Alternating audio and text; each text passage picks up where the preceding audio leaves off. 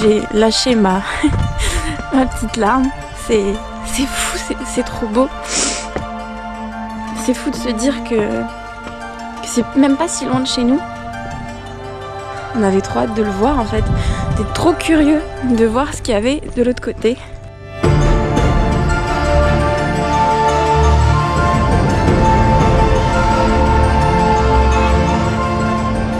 De se dire qu'on l'a fait et en fait de vous, enfin c'était incroyable, c'est trop beau et c'est pas si loin de chez nous et on a rendu ça possible.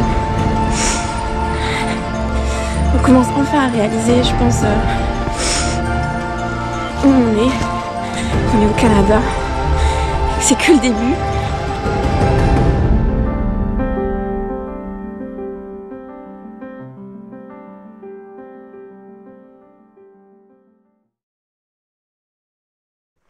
Hello, nous c'est Camille. J'allais dire Maki. Hello, nous c'est Camille. Alison et Maki. On vous retrouve dans cette nouvelle vidéo. On est actuellement en face du fjord du Saguenay. Une vue incroyable et on va vous faire découvrir ça dans cette vidéo. C'est parti. Le fjord du Saguenay, c'est vraiment un endroit incroyable qui nous fait de l'œil depuis qu'on est arrivé. Et on a à peine su résister un petit mois avant de partir l'explorer. Pour vous remettre dans le contexte, nous, on habite ici, à Rivière-du-Loup, et notre objectif, le fjord du Saguenay, se trouve juste ici. Pour aller jusqu'au Saguenay, on a deux possibilités. La première, c'est de contourner le fleuve par Québec, ce qui prend environ 4-5 heures de route. Et la seconde, celle qu'on a privilégiée, car la plus rapide, peut-être la moins chère, et celle qui nous met tout de suite dans le grand bain, c'est la traversée du Saint-Laurent, par le traversier. Les départs entre Rivière-du-Loup et puis Saguenay se font dans ce gros bateau. Il y en a 3 par jour. Et l'avantage de ce gros bateau, c'est qu'on peut y aller en voiture. La traversée en bateau dure environ 70 minutes. Elle coûte 90 $ lorsqu'on est deux et qu'on prend la voiture. Et honnêtement, ça vaut carrément le coup. On traverse. Ouais, en fait, comme on travaille déjà, on savait pas trop comment on allait pouvoir bouger pendant qu'on travaille là, pendant les 9 prochains mois, et aussi à quelle vitesse l'hiver allait arriver. On s'est équipé et tout pour pouvoir dormir dans le Volvo et économiser parce qu'à Saguenay, autour de Saguenay, les Airbnb, les hôtels étaient hyper chers. Du coup, on va dormir dans le Volvo et on va faire ça pour les 2 prochains week-ends. Donc le week-end suivant va être aussi hyper cool. Et là, on va dormir au camping de la CEPAC. Donc c'est payant parce qu'il y a peu d'espace aussi de camping gratuit, de camping sauvage. Enfin après, on peut dormir n'importe où, mais comme c'est la première fois, j'ai pas envie qu'il nous arrive quelque chose.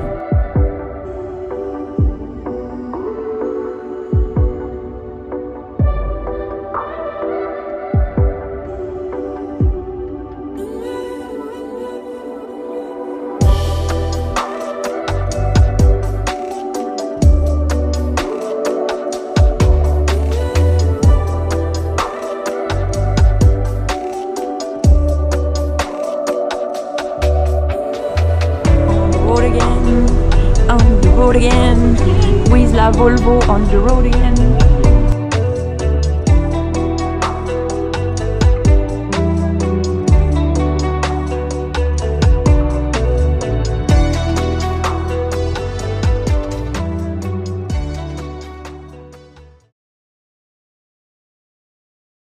Je profite de la route jusqu'à la baie Éternité qui dure environ 1 heure pour vous inviter à vous abonner à la chaîne, à lâcher un petit pouce pour nous soutenir.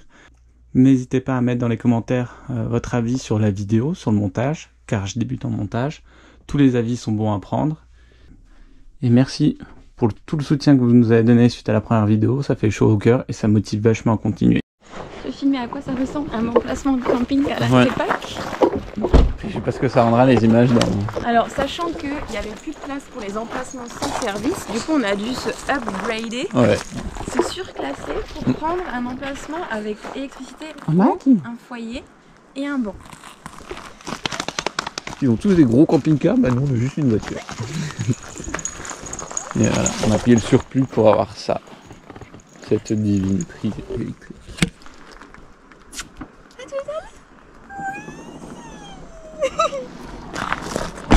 Et puis de Maxi.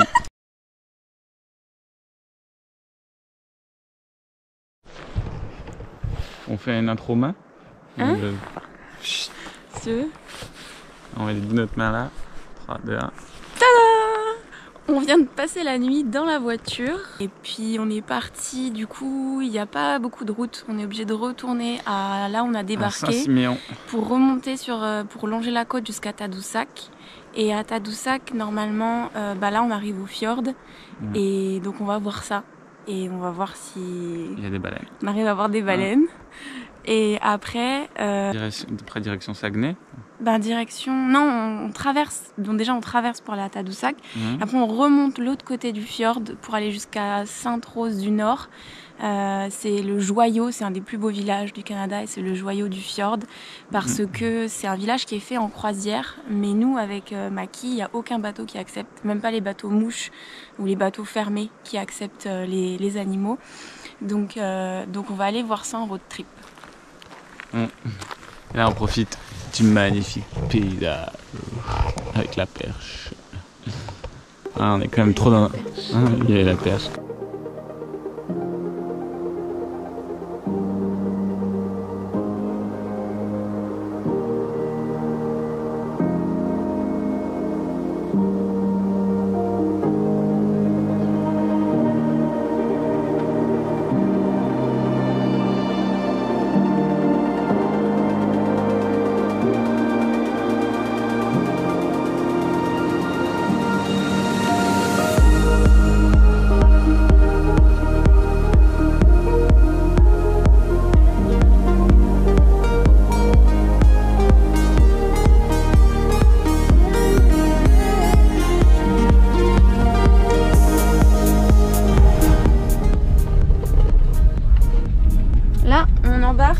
Dans le traversier qui fait Baie-Sainte-Catherine-Tadoussac.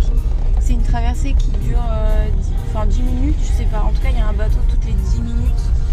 Ça va hyper vite et du coup, c'est gratuit. Et nous, on aime quand c'est gratuit. Au moins, il y a quelque chose qui sont gratuits. Ouais.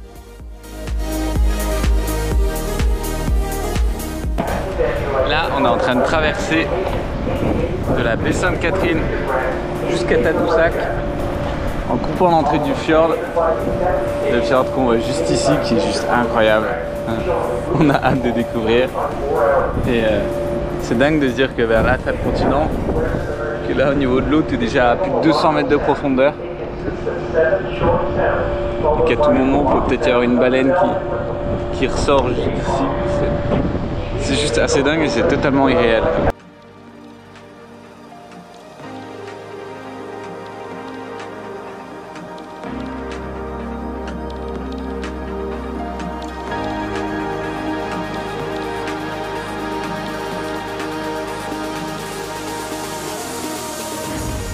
Nous voilà devant l'hôtel de Tadoussac. C'est un endroit incroyable, tout droit sorti d'un film. Il date du 19e siècle. Il a été détruit puis reconstruit en 1942 par un riche homme d'affaires qui faisait dans les croisières, monsieur William Hugh Coverdale. C'était également un homme qui était passionné d'histoire et d'antiquité et possédait plus de 2500 pièces. Et il a décidé de mettre une grosse partie de ses pièces dans l'hôtel. Les pièces ont ensuite été récupérées dans un musée au Québec en 1968. Et on peut retrouver juste à côté de l'hôtel une petite chapelle en bois. C'est la plus vieille chapelle en bois du Québec. Chapelle en bois qui donne vue tout droit sur le fleuve.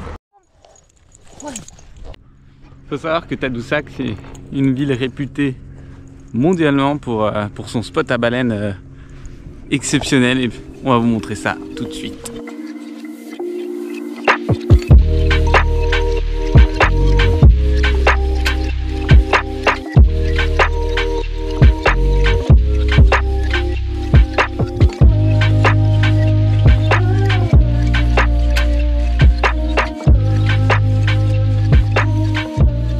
jamais l'atteindre, le Vinland Saga. On a l'endroit que je pense j'attendais de voir le plus. On a l'entrée du fjord qui est juste ici. J'imaginais les parois plus abruptes, c'est déjà largement assez impressionnant. Et de ce côté-là, on a le fleuve Saint-Laurent. Donc là, on a la jonction entre le fleuve et le fjord. Et il faut savoir que c'est un endroit très particulier où tu as beaucoup de plancton. Et c'est pour ça que c'est un spot à baleines vraiment très réputé. Et normalement, on est à la période de l'année où on est censé le plus les voir. Donc on va espérer d'en voir une. Bon, après 1 heure d'attente sur le spot très prisé de baleines, et ben pas de baleines. On va continuer notre route et peut-être qu'on nous reviendra demain si on a le temps, on verra. Parce qu'on aimerait quand même bien en voir. Petit point route, on quitte Tadoussac donc sans les baleines. Direction Petite Rose du Nord à Sainte-Rose du Nord. Ça va être super, on se retrouve là-bas.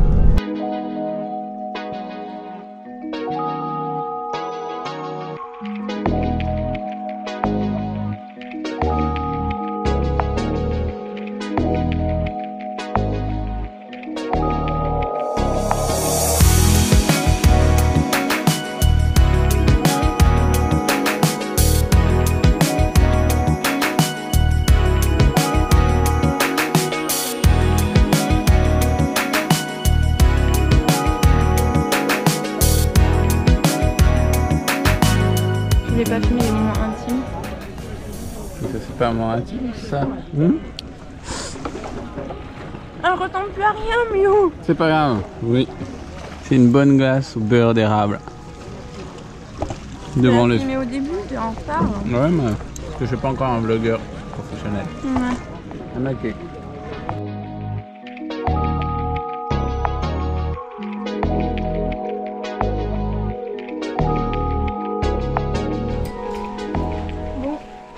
Ben, toujours pas de baleine. D'autant qu'on peut apercevoir, après les panneaux, encore des baleines ici. En tout cas, existe également un requin abyssal qui doit vivre au fond du fjord. C'est un requin qui vit normalement dans les eaux arctiques. Bah, celui-là, on le verra pas. Évidemment, celui-là, on le verra pas. En tout cas, si on voit celui-là. Notre-Dame, Sainte-Rose du Nord. Ça, je vais pas y arriver. Sainte-Rose du Nord, le poste. On recommande vivement. Après ça, direction Saguenay. Et puis j'espère que ce sera bien aussi. Il n'y a pas de raison.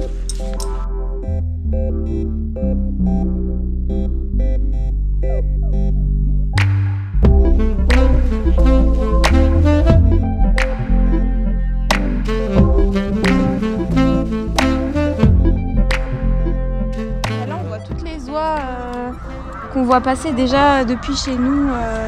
Ça fait quelques semaines qu'on voit des groupes passer. Mais là, il y a un regroupement. Je sais pas s'il y a que des oies. Je sais pas comment ça rendra dans la vidéo, mais il y a plein de points blancs là. Il y a plein de points blancs. Je pense que t'en as plusieurs milliers.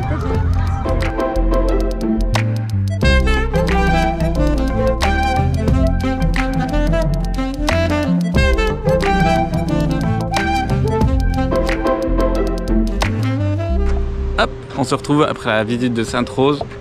On vous emmène un petit coup avec nous à Saguenay, le fameux Saguenay, la grande ville du secteur qui se situe au bout du fjord, Et on débute la visite par la pulperie de Saguenay, qui est l'endroit à voir à Saguenay. Et vous allez voir, c'est assez impressionnant.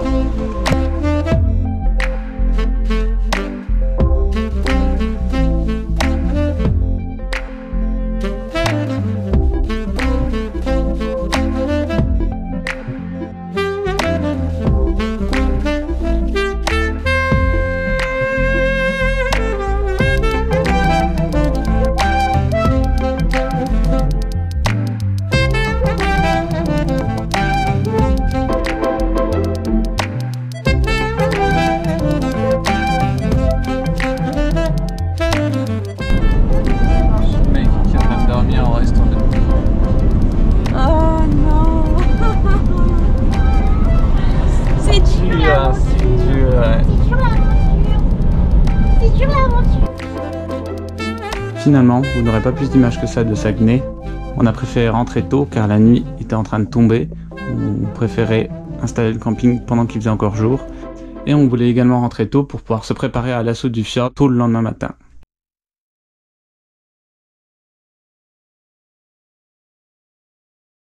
On est le dernier jour de notre week-end à Tadoussac-Saguenay. Aujourd'hui, on a super bien dormi. Aujourd'hui, on a décidé de partir aux aurores, à l'aube, là où personne n'est encore levé. Parce qu'on dit que l'avenir appartient à ceux qui se lèvent tôt. Et du coup, on est déjà sur le sentier pour avoir un beau point de vue sur le fjord. On se dirige vers la statue du fjord. Je crois qu'elle s'appelle comme ça. C'est le sentier de la statue, mais après, est-ce qu'il y a une statue? Il y a une statue. En tout cas, il est censé y avoir une statue. Okay. Bon, on vous montre ça tout de suite.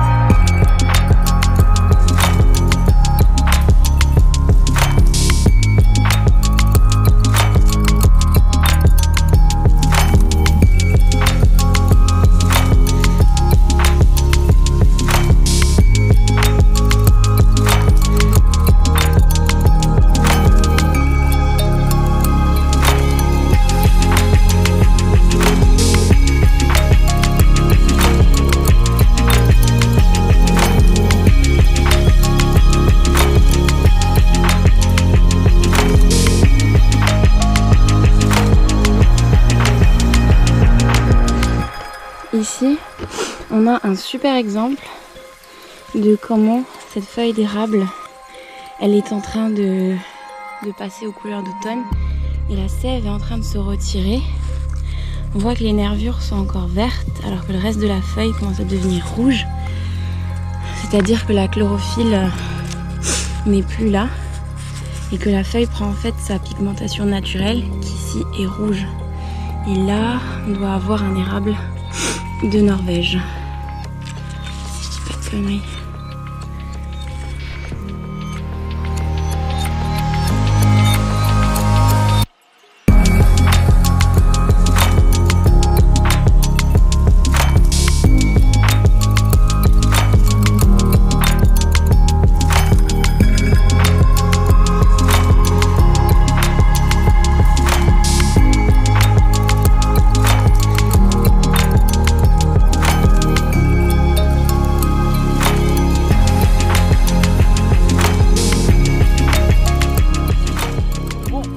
Je profite d'être devant ce qui est la plus belle vue du fjord, à mon goût, pour vous expliquer l'histoire d'un fjord. Alors, il faut savoir qu'un fjord, il faut deux principaux événements géologiques pour le créer. Il faut tout d'abord un effondrement, un énorme effondrement qu'on appelle aussi graben. C'est un effondrement qui a eu lieu il y a environ 350 millions d'années, de 350 à 200 millions d'années. S'en est suivi il y a environ 10 000 ans le passage d'un énorme glacier qui a façonné et modelé tout le paysage qu'on voit ici. Et enfin, ce qui fait la vraie caractéristique d'un fjord, c'est pas uniquement sa vallée créée par un glacier, c'est également son arrivée d'eau marine, là en l'occurrence depuis le Saint-Laurent au niveau du sud-est, qui justement caractérise un fjord. Hop. Merci d'avoir regardé la vidéo, on n'aura pas vu de baleine, donc on espère en voir une. Donc n'hésitez pas à lâcher un pouce bleu pour faire apparaître la baleine. J'espère que ce tour du fjord du Saguenay avec nous vous aura plu et en attendant, on se retrouve pour de prochaines aventures.